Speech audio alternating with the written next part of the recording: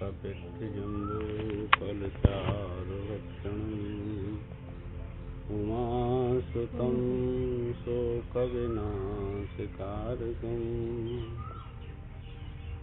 नमामि विघ्नेश्वरपादपङ्कजम् त्वमेव माता च पिता त्वमेव बन्धुश्च सखा त्वमेव विद्या द्रविणं त्वमेव सर्वं मम देवदेव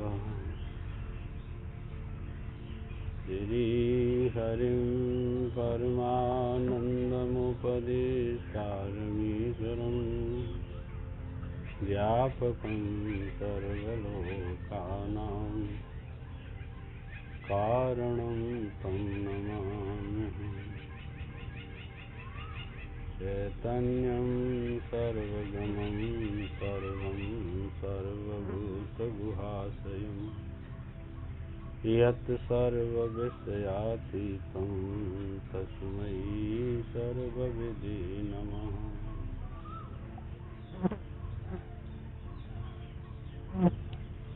ओम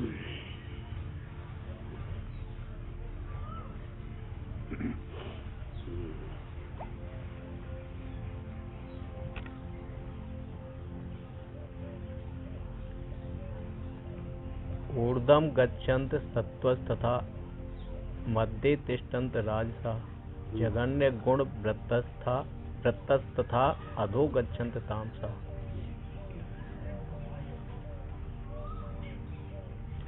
सत्वगुण में यानी सात्विक भावों में स्थित पुरुष उच्च स्थान को पाते हैं। तो अज्ञानी पुरुषों के मरने का यह वृत्तांत उन्होंने दिया। सत्वगुणी पुरुष भी अज्ञानी हो सकते हैं, रजोगुणी तमोगुणी भी अज्ञानी हो सकते हैं। शरीर सबका छूटेगा, ऐसा नहीं है कि नहीं छूटे शरीर, लेकिन सत्वगुणी पुरुषों का पुण्य विशेष होता है। पूरे जीवन पुण्य कर्म किया है और आज भी अभ्यास के बल से सत्वगुण की स्थिति है उनकी, तो शरीर छूटेगा। तो फिर वो कहाँ जाएंगे? तो ऊंचे लोकों में जाएंगे। अज्ञानी पुरुष बैठ जाए ना गामन में, तो वो क्या कहते हैं? चले कहूँ ना आए तो न कोई स्वर्ग लोक न नरक लोक, सब यही ठिया है। कछु ना होती मरी के बाद का वो सरना का होगो। और तुमने कह दे सबनो तो का मरी के बाद कछु न हो है। बेचारी मरी परी को यही बातें कहेंगे, जानते ही नहीं। शास्त्र में जो लिख दी, वेद में जो लिख दी भगवान ने, वो पत्थर की लकीर है, आप नहीं रोक सकते इसे। चाहे साधु हो चाहे गृहस्थी हो, कोई हो, सबके लिए समान है कानून। जाना ही पड़ेगा, उस लोक में रहना पड़ेगा, कर्मों का फल भोगना पड़ेगा, ऐसे नहीं है।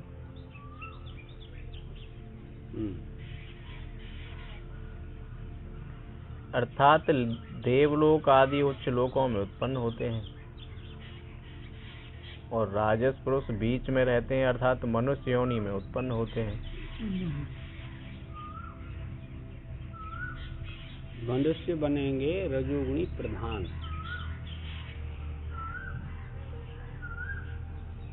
और वो भी पुण्य के प्रभाव से। पुण्य पाप सब में काम करते हैं। मनुष्य नहीं बने, ऊपर के लोक में चले गए, यक्ष लोक है, गंधर्व लोक है, ब्रह्मा को लोक है, सब चले जाते हैं पुण्य के प्रभाव से। और जिनके निकम रह गए पुण्य, वो इस पृथ्वी पर मनुष्य बन जाते हैं। और उनके पाप ज्यादा है गए तो कीट पशु नीचे योनि में चले जाते। अन्यों के ऊपर जिका काव ने देखी है, अज्ञानी पुरुष कहता है ना कि जिना काव ने देखी, तो फिर धर्मू ना हतो अधर्मू ना हतो, फिर तो मनमानी आचरण करो, फिर का जरूरत पड़ रही है, तो धर्म को पालन करो, क्योंकि देखो तो काव ना है। और इतनी बात तुमने जान ली, जिसको मनुष्य स्वयं नहीं जान सकता उसको शास्त्र सुन करके पढ़ करके जान सकता है। यही शास्त्र का लक्षण होता है। अज्ञात ज्ञापकम शास्त्रम है ना। शास्त्र या तो प्रवृत्ति करेगा या निवृत्ति करेगा, दो काम करता है। उसी को वो कह रहे हैं भाई, मानो न मानो वो बात अलग है। तथा जघन्य गुण के आचरणों में स्थित हुए, अर्थात जो जघन्य निंदनीय गुण है। निंदनीय गुण माने पाप है, निंदनीय कछु पाप निंदनीय इतने जघन्य होते हैं कि इस मनुष्य शरीर में आपने उस पाप को कर दिया और कर देते हैं। 1000 वर्ष तक उसका फल भोगना पड़ेगा। ऐसे नहीं समझना आप लोग, कोई बचाने वाला पैदा नहीं। उसको भयंकर पाप भी कहते हैं, जघन्य पाप भी कहते हैं। वही ये कह रहे हैं, घर ही कानून समझ रहा कि है ना।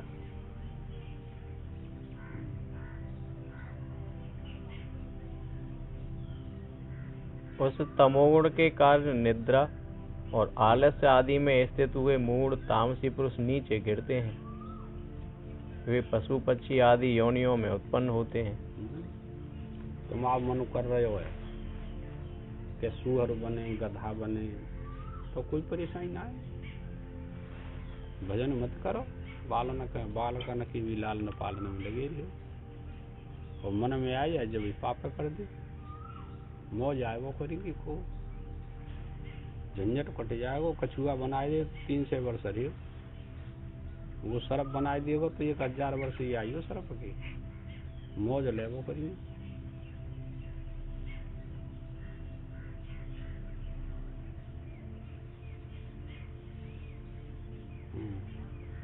प्रकृति में स्थित होना रूप मिथ्या ज्ञान से युक्त पुरुष का सुख दुख मोहात्मक भोग रूप गुणों में मैं सुखी दुखी अथवा मूढ़ हूँ।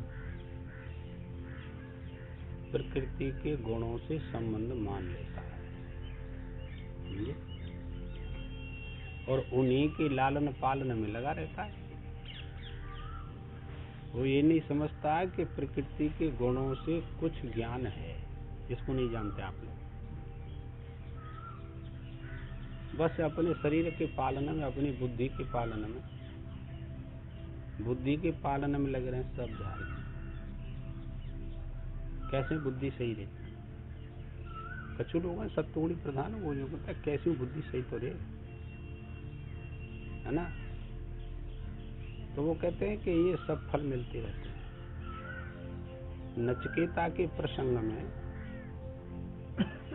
तो तुम तो थोड़ा सा सुने हो, उसमें दिया है। तो नचिकेता ने कही है कि महाराज कुछ लोग ऐसा कहते हैं मरने के पश्चात किसी को पता नहीं क्या होता है, न कोई पुण्य न कोई पाप। तो क्या ये बात सही है?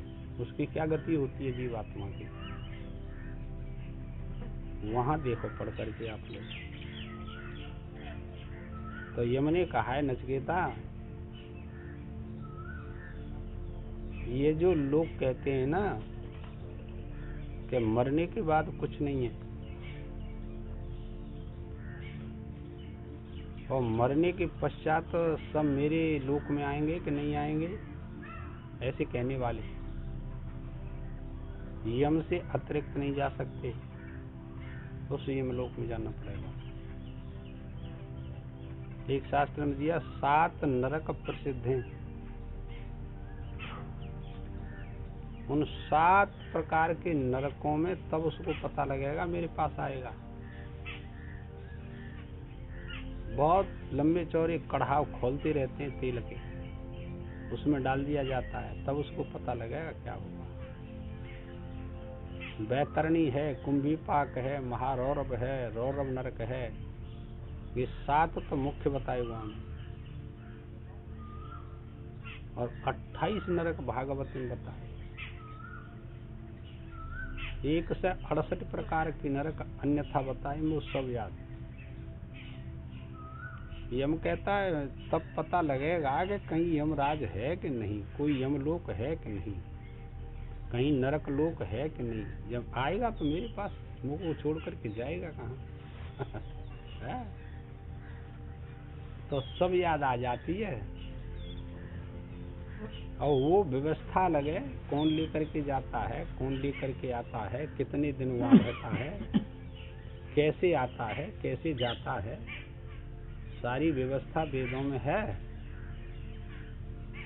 ऐसे नहीं समझना, जी बलाए तुम सुन भी आ जा तो नहीं गिन बातन ते आप लोगों को क्या प्रयोग, सारी व्यवस्था है।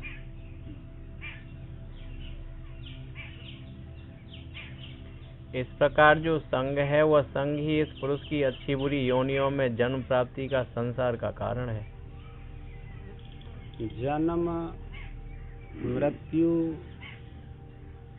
अच्छी योनियों में जाना, बुरी योनियों में जाना, मनुष्य योनि में जाना, इसका कारण क्या है?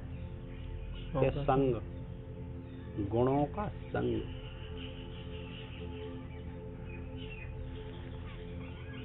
तो संग जब गुणों का होगा तो किसी ने तमोगुण का काम किया तो तमोगुण में तो गलत काम ही होते हैं भाई, सही तो उतना है। तो तमोगुण का संग कर लिया, नीचे योनि में जाना पड़ेगा। ऐसे ही रजोगुण का संग कर लिया तो उस योनि में जाना पड़ेगा। सत्वगुण का संग कर लिया, उस योनि में जाना पड़ेगा। तो कर्म की प्रधानता से, पुण्य की प्रधानता, पाप की प्रधानता से योनियों में जाना पड़ता है। अब तुम मनुष्य तो इन बातों को जान करके तीनों गुणों का त्याग कर देना चाहिए कि नहीं? तीनों गुणों के त्याग का तात्पर्य होता है शरीर का त्याग, शरीर में से अहम वृत्ति निकाल देना, कर्तृत्व अभिमान निकाल देना। 2 प्रकार से होता है। निष्काम कर्म किया आपने तो कर्तृत्व अभिमान चला गया, समझे? और मैं शरीर नहीं हूँ, इसमें भी कर्तृत्व अभिमान चला गया, अहंकार चला गया। तो ये धीरे धीरे समझ में आती बात है।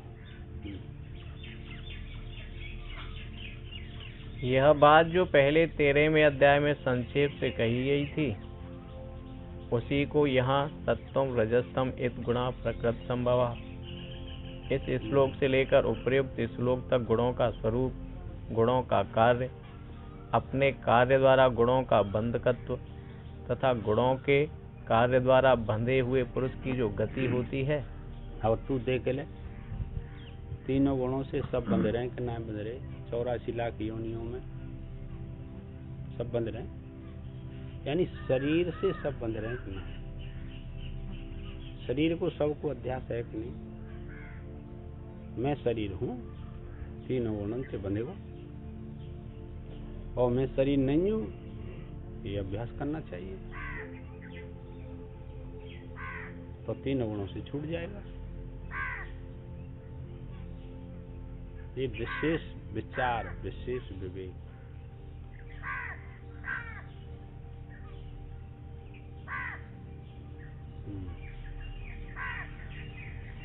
इन सब मिथ्या ज्ञान रूप अज्ञान मूलक बंधन के कारणों को, मिथ्या ज्ञान और यथार्थ ज्ञान। मिथ्या ज्ञान तीनों गुणों की संगति करना मिथ्या ज्ञान, समझे? और तीनों गुणों से अलग हो जाना यथार्थ ज्ञान। मैं इनका साक्षी हूँ, दृष्टा हूँ।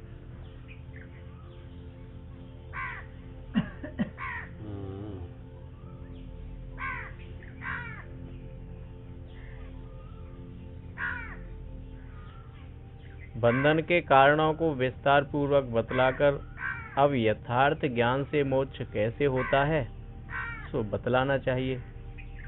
अब तक तो गुणों का संग, कर्मों की प्रधानता, उपासना की प्रधानता, ये सब का निरूपण किया गया कि मनुष्य को क्या क्या कर्म करने चाहिए और कौन से गुण में शरीर छूटने से कौन से लोक को, कौन से शरीर को प्राप्त होता है, ये बात बताइए।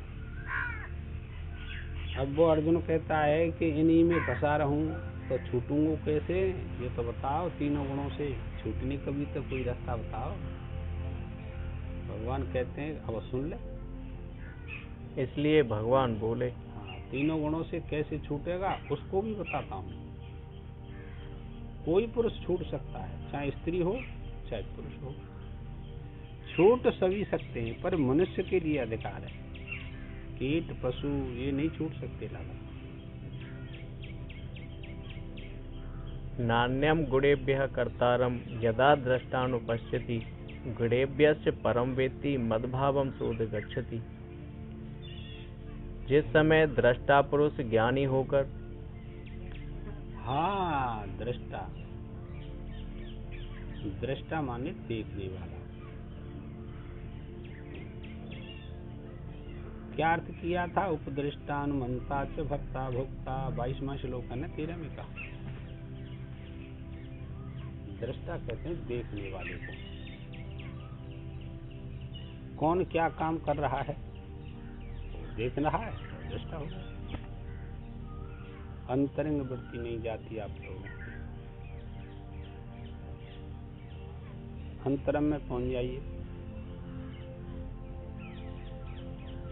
अभ्यास तो सीखा है ना, निर्ध्यास नहीं सीखा है कि मैं दृष्टा हूं। और दृष्टा बनकर के प्रत्येक इंद्री का जो विषय है, इंद्री का विषय, गुण का विषय, जो अंतरंग वृत्ति होगी, निध्यासन करेगा तो ये सब दृश्य होंगे कि नहीं, वो दृष्टा हो। तो तुम दृष्टा बन करके देख लो थोड़ी देर कि मैं सब इंद्रियों का दृष्टा हूँ, इंद्रियों से विषय जो ग्रहण किए जाते हैं उनका भी दृष्टा हूँ। ये सब मेरे में नहीं, मैं तो इनका दृष्टा हूँ। ये नित्य प्रति ऐसा अभ्यास करने से, विचार दृष्टि करने से, विवेक करने से तो निधिध्यासन की पूर्ण अवस्था हो जाती है। समझे? चलते फिरते खाते पीते और बैठ कर करेंगे तो जल्दी हो जाएगा काम। तो ये बात कठिनता से की जाती है। और कोई निधिध्यासन की इसमें विजातीय प्रत्यय तिरस्कारण सजातीय प्रत्यय प्रवाहीकरण निधिध्यासन हो जाता है। और देख कहाँ जाएगा दृष्टा बनने के लिए।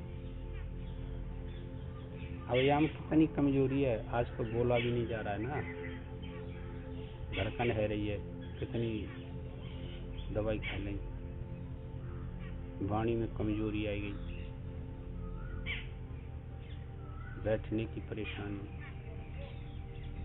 अब उस दृष्टा पर इसका क्या फर्क पड़ा?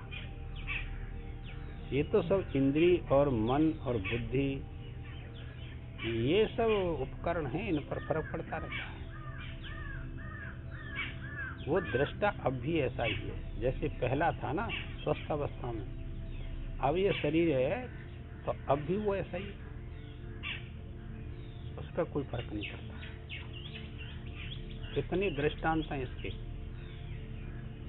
पंखा चल रहा है बहुत अच्छा, अब उसमें कोई खराबी आ गई, अब उसकी आधी गति रह गई, आधी हवा दे रहा है। पहले तो बहुत हवा दे रहा था, अब तो मंद हवा हो गई। चल रहा है, चलने से बंद नहीं है, पर हवा आधी दे रहा है। तो उस बिजली पर क्या फर्क पड़ा? नहीं। कम हवा दे रहा है तब भी बिजली झोंकी क्यों आ रही है उस पंखे में, और जब बहुत हवा दे रहा था तब भी बिजली झोंकी क्यों? उस पर कोई फर्क नहीं पड़ता, वो अपनी जगह झोंकाते हैं,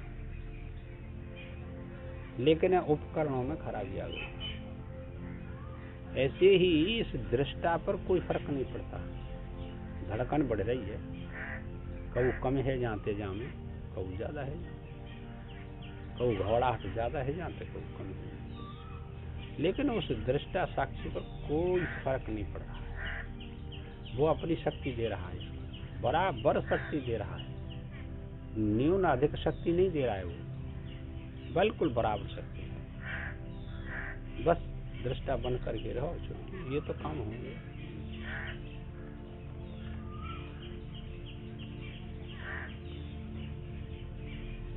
दृष्टा पुरुष ज्ञानी होकर कार्य करण और विषयों के आकार में परिणित हुए गुणों से अतिरिक्त कार्य करण 10 कार्य 13 करण, ये कहाँ से आए कि गुण ही परिवर्तित हो गए हैं, गुणों ने तो उत्पन्न किया बच्चों, वो शक्ति दे रहा है। गुणों से अतिरिक्त अन्य किसी को भी करता नहीं देखता है। कौन? दृष्टा। उपदृष्टा, दृष्टा, विद्वान, ज्ञानी पुरुष, यथार्थ ज्ञान का निरूपण है इसमें। अर्थात यही देखता है कि समस्त अवस्थाओं में स्थित हुए गुण ही समस्त कर्मों के कर्ता हैं। समस्त अवस्था, चाहे जागृत हो, चाहे स्वप्न हो, चाहे सुषुप्ति हो, सारी अवस्था गुणों के ही द्वारा होते हैं, और वो हर समय साक्षी रहता है, उसमें ये गुण प्रवेश नहीं करते। ऐसा निश्चय करना चाहिए, इसी को यथार्थ ज्ञान कहते हैं। और दुनिया के निश्चय कर लेंगे, दुनिया की क्रिया कर देंगे, पर जय निश्चय न कर पाएंगे। और कोई ज्यादा परेशानी तो ना, कोई परेशानी तो हो रही है, पर हम इसको नहीं देखते, इसको स्वीकार नहीं करते, बस और की बात।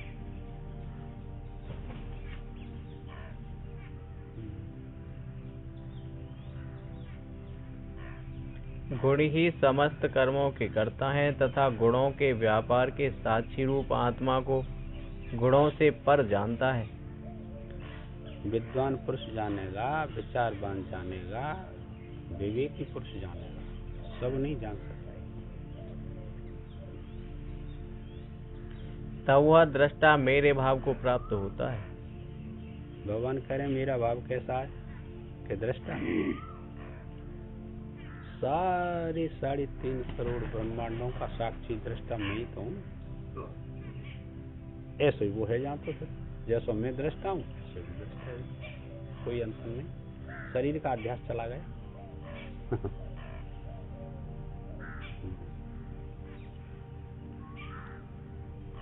कैसे प्राप्त होता है सो बतलाते हैं। और सरल कर रहे हैं यथार्थ ज्ञान, और सरल कर ली। पहले तो ऐसे देखे इस श्लोक के अर्थ को अपने में घटावे, श्रवण मनन निध्यासन तीनों को करे तो जल्दी फंदा कट जाओ तो संसार से। न तो घर छोड़ना पड़े, न पैसा खर्च करना पड़े, न पसीना आयो, कोई परेशानी भई तो न परेशानी तो कोई नहीं हुई। फिर ऐसे क्यों नहीं करते आप लोग? करते हैं पर हूँ पीना तो का करेंगे कह देता। चलो पुरुषार्थ नहीं है इसीलिए नहीं होता। गुणाने तान तीत त्रीन देहि देह समुद्भवान जन्म मृत्यु जरा दुखेर विमुक्तो अमृत मसनुते। देहोत्पत्ति के बीजभूत इन मायोपाधिक। अब और कहा संसार की उत्पत्ति प्रकरण वेदों में दिया, समझे, पुराणों में दिया, उपनिषदों में दिया, रामायण में भी दिया है, पर आप वो जानते नहीं। और देखो इस गीता में भी दे दिया, उत्पत्ति प्रकरण। संसार की उत्पत्ति किस प्रकार होती है। संसार माने छोटो कर लियो, तुम्हारे शरीर की उत्पत्ति। शरीर और संसार एक ही है। वो एक ही है, यथा पिंड तथा ब्रह्मांड। एक ही अर्थ होता है शरीर, और संसार का अर्थ एक होता है। तो तुम्हारे शरीर की उत्पत्ति कैसे होती है उसको जान लियो। और जानने वाला अलग, और जानने में आने वाली वस्तु अलग अलग। गुणाने तान तीत तो भवत।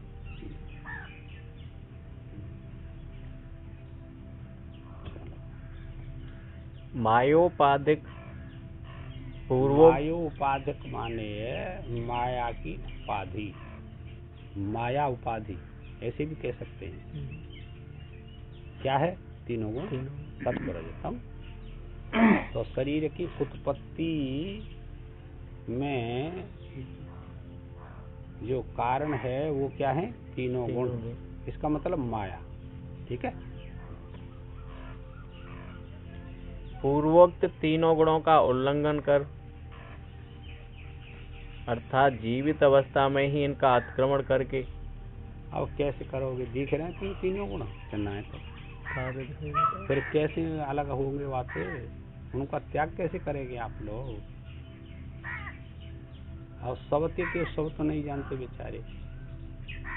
तो वो कहते हैं कि तीनों गुणों से यह शरीर बना है, इंद्री बनी है, प्राण बने हैं, जागृत स्वप्न सुषुप्ति ये सब अवस्थाएं बनी हैं। शास्त्र की दृष्टि से शरीर में से अध्यास निकाल दो, आपने त्याग कर दिया तीनों गुणों को। बात तो कछु ना आते, कोई ज्यादा कठिन ना आते, पर समझ में नहीं आती। यह शरीर में से अध्यास निकल गया, मैं शरीर नहीं हूं ऐसा निश्चय कर दो, तो तीनों गुणों का त्याग कर दिया आपने। वो यही कह, ये माया की उपाधि है शरीर जो है। जीवित अवस्था में इनका अतिक्रमण करके यह देहधारी विद्वान जीता हुआ ही जन्म मृत्यु बुढ़ापे और दुखों से मुक्त होकर अमृत का अनुभव करता है। जीते जी यदि करना है मनुष्य शरीर में तो हो सकता है। और मनुष्य शरीर लिया, इसके लिए प्रयत्न नहीं किया तो पशु से भी गया बीता आपका शरीर हो गया, आपका जीवन हो गया। और संसार से जब प्रयत्न किया, निश्चय कर लिया, तो फिर जन्म मरण से रहित हो गया, बाकी और कोई बात नहीं।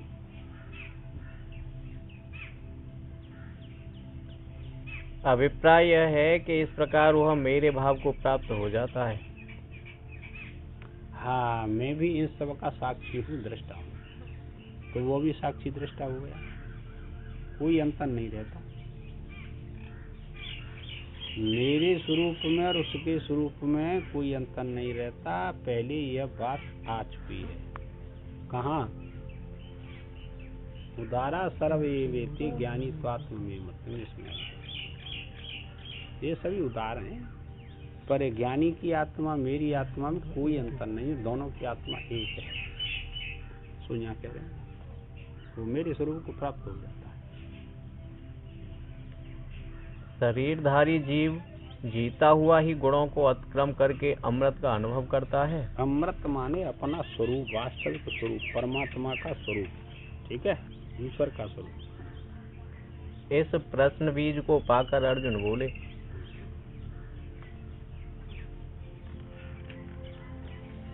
कैर्लिंगे स्त्रीन गुणाने तान कैर्लिंगई स्त्रीन गुणान तीतो भवत प्रभो किमाचरः कथम चैतास्त्रीन गुणान नत वर्तते। नात वर्तते। चलो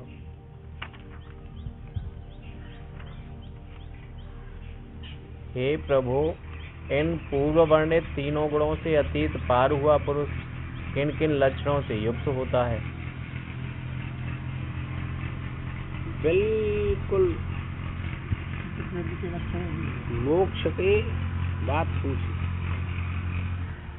जब ये तीनों गुण नाश को प्राप्त हो जाते हैं, उनमें से बुद्धि निकल जाती है, अहंकर्ता निकल जाता है, तो अब नित्य बताओ वा को लक्षण होता कछु है जी। बात दूसरे अध्याय में पूछी है ना।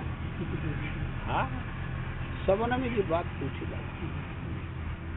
किन किन लक्षणों से युक्त होता है और वह कैसे आचरण वाला होता है, अर्थात उसके आचरण कैसे होते हैं? तो 3 प्रकार का प्रश्न हो गया। उपाय लक्षण, लक्षण, उपाय और आचार लक्षण और उपाय लक्षण और लक्षण, 3 प्रकार के हो गए प्रश्न।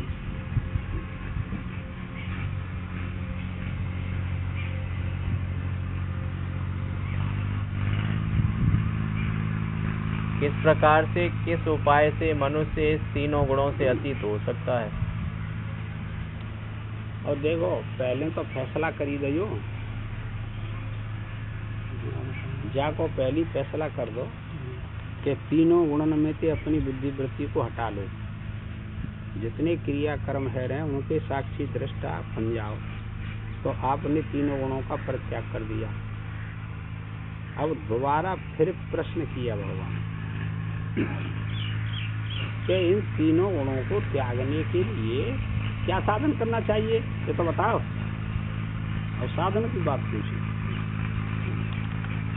इस उपर्युक्त श्लोक में अर्जुन ने गुणातीत के लक्षण और गुणातीत होने का उपाय पूछा है। उन दोनों प्रश्नों का उत्तर देने के लिए श्री भगवान बोले कि पहले गुणातीत पुरुष किन किन लक्षणों से युक्त होता है उसे सुन। यानी शरीर में से अभ्यास चला गया तो तीनों गुणों का त्याग कर दिया उसने, गुणातीत हो गया ना। क्यों? कि गुणों का साक्षी हो गया। तो अब शरीर उसका रहेगा कि नहीं, कि शरीर का रहेगा। फिर वो शरीर में किस प्रकार से रहेगा ये तो बताओ है? भोजन करेगा नहीं करेगा, सोएगा नहीं सोएगा, बातचीत करेगा नहीं करेगा, ये तो बात बताओ। चलेगा फिरेगा, बैठेगा उठेगा कि नहीं, वो रहेगा कैसे? तो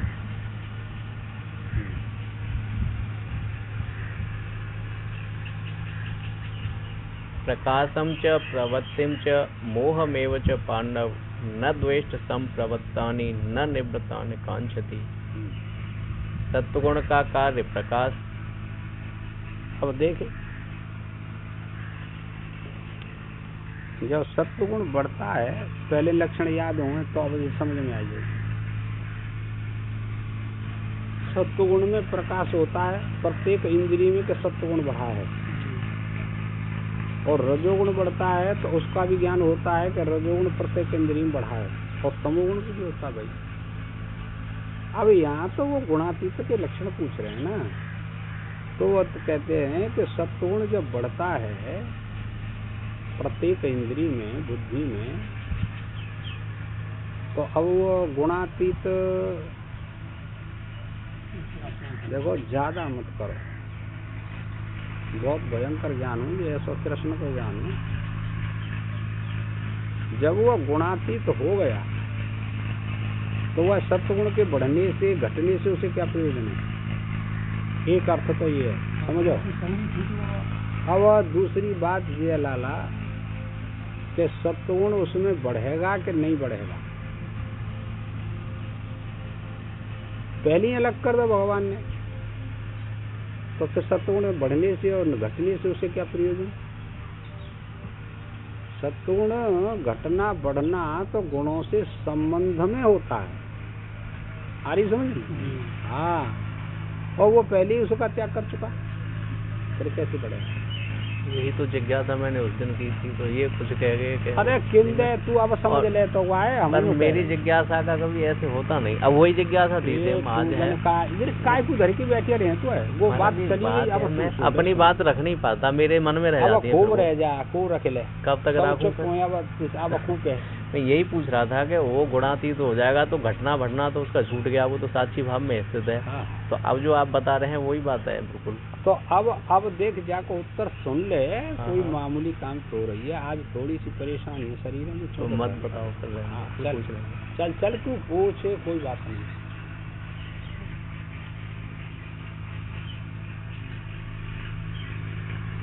पढ़े हुआ मुझे तो पढ़े हुआ सत्वगुण का कार्य प्रकाश, रजोगुण का कार्य प्रवृत्ति और तमोगुण का कार्य मोह। ठीक। ये जब प्राप्त होते हैं अर्थात भली प्रकार विषय भाव से उपलब्ध होते हैं तब वह इनसे द्वेष नहीं किया करता। अब तू अपने विचार रखे, कोई न बोले वो। अब जिस यही समझ में कहा, अब वो संबंध का कह दई, ठीक है, क्या बढ़ेंगे और घटेंगे, पर वो अलग रहेगा। यहाँ तक बात पहुँची। अब तू अपनी बात बता, तेरी समझ में कहा। मतलब वो साक्षी भाव से स्थित हो गया तो उसका घटने बढ़ने से कोई संबंध ही नहीं रहा।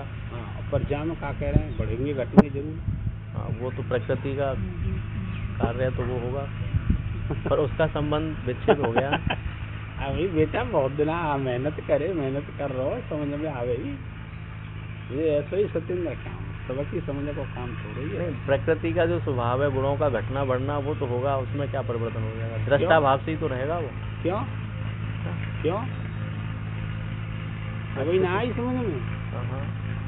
संबंध रहेगा तो घटना बढ़ना हो सकता है, वर्तमान की बात है।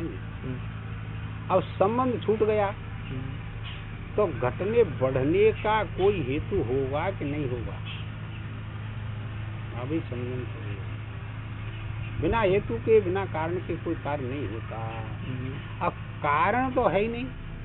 तो यही तो जिज्ञासा की कि वो प्रारब्ध वसात उसके गुणों में परिवर्तन होगा। प्रारब्ध भी बताया, संस्कार। अब सही है, अब सही है, अब सही है। अब बात समझी कहने में कि वर्तमान में उसका कोई घटना बढ़ना नहीं है, लेकिन प्रारब्ध के वसात कभी सत्वगुण की वृद्धि सी दिखाई देगी, कभी रजोगुण की, कभी तमोगुण की। उस काल में भी वह उसका दृष्टा रहेगा, नियुक्त नहीं होगा उनमें।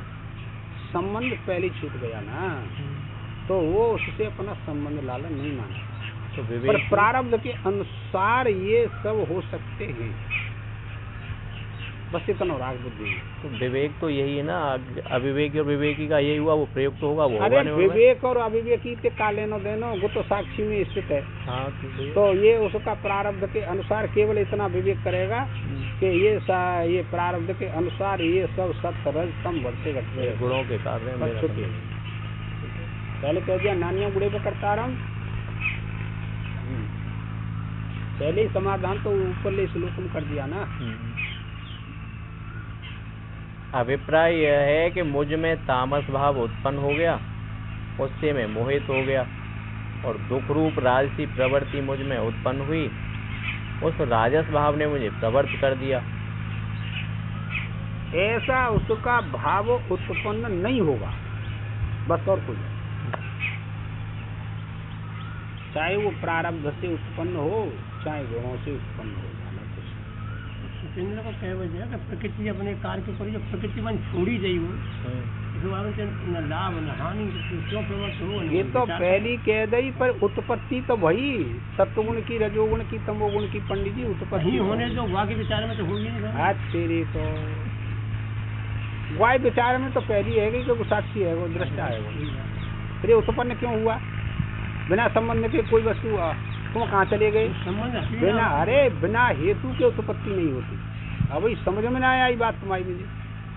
कोई कारण होगा तो कार्य उत्पन्न होगा, तो कारण क्या निकला?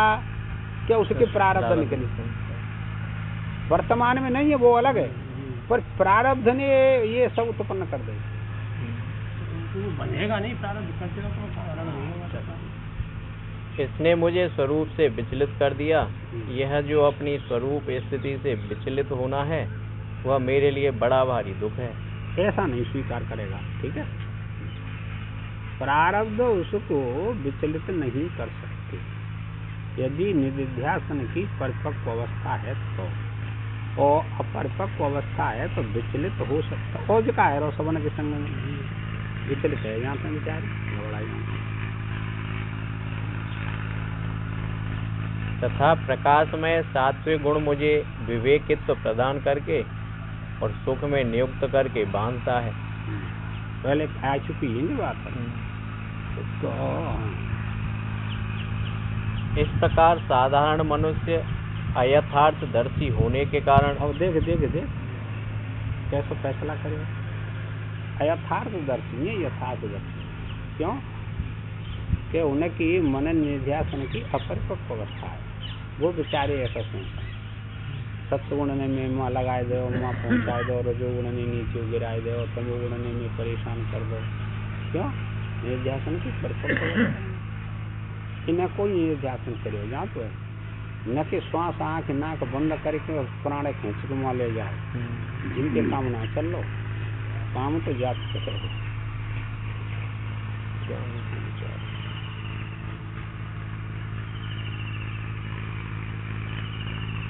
इस प्रकार साधारण मनुष्य यथार्थदर्शी होने के कारण उन गुणों से द्वेष किया करते हैं।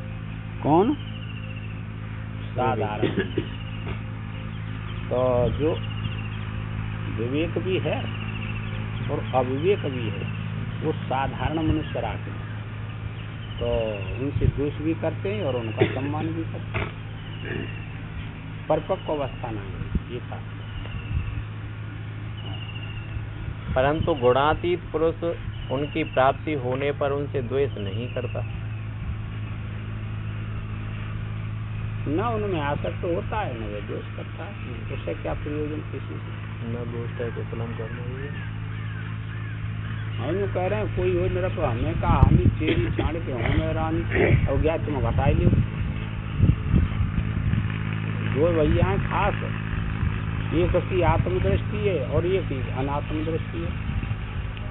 अनात्म दृष्टि वालों तो धोखा के शाम तक बड़े पैसा कमाओ तो हीरा मोती लाए रहो कमाए और वो बेचारो ऐसा ही मान की रोटी खा ली तो क्या उसको दुख होगा? उसके वैभव का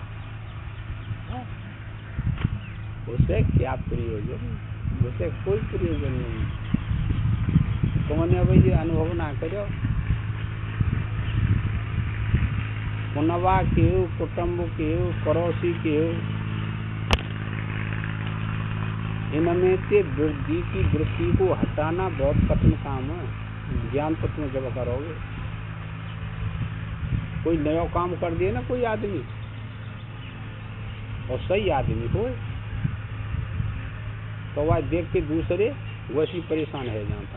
मैं कहता कहाँ जली भी लग जाता। समझ तो भाई जहाँ पे पैसा कहाँ से आएगा? वो तो कार खरीद लाया, ट्रैक्टर खरीद लाया और तो पैसा तो बनाओ जाते। तो भाई एक का परेशानी है तो काम ही दे दिए वो कभी न कभी। कहवे तो भाग जो है साधक को दूसरे की तरफ दृष्टि नहीं करनी चाहिए। वो खींच लें क्या कोई और माया और वहाँ से दोष करा भी लग जाते। ये है मतलब कहवे। तो क्या हटा ली हमने अपनी बुद्धि वृत्ति मन में थे, व्यवहार में थे, करना है तो क्या तो कुछ साफ नहीं पाए। तो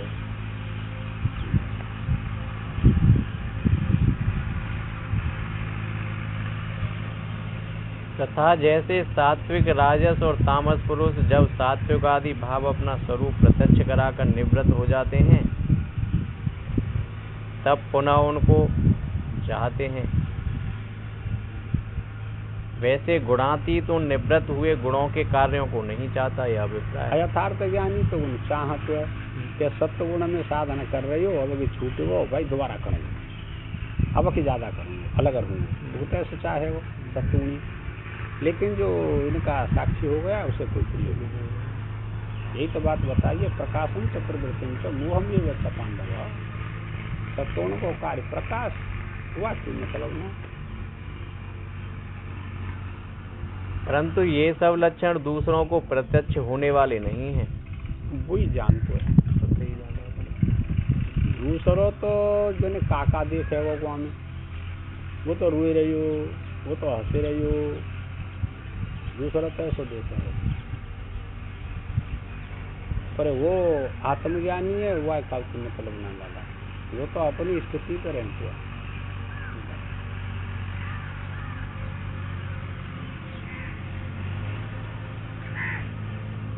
प्रत्यक्ष होने वाले नहीं हैं तो कैसे हैं? अपने आप को ही प्रत्यक्ष होने के कारण ये स्वयं संवेद्य ही हैं।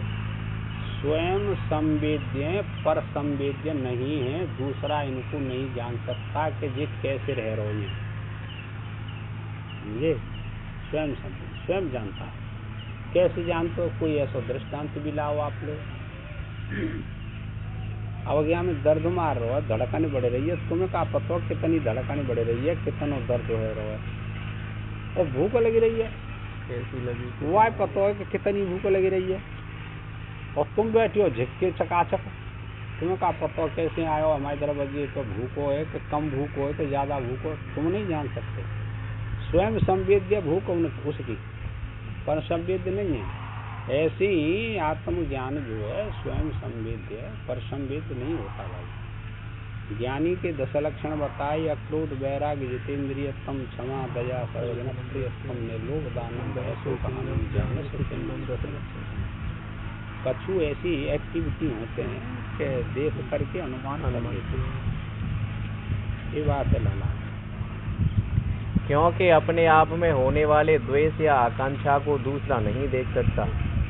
मेरा द्वेष है, उस द्वेष को आप नहीं देख सकते, और मेरा प्रेम है आपसे, कितना प्रेम है, दूसरों कैसे जानेगा कितना प्रेम है?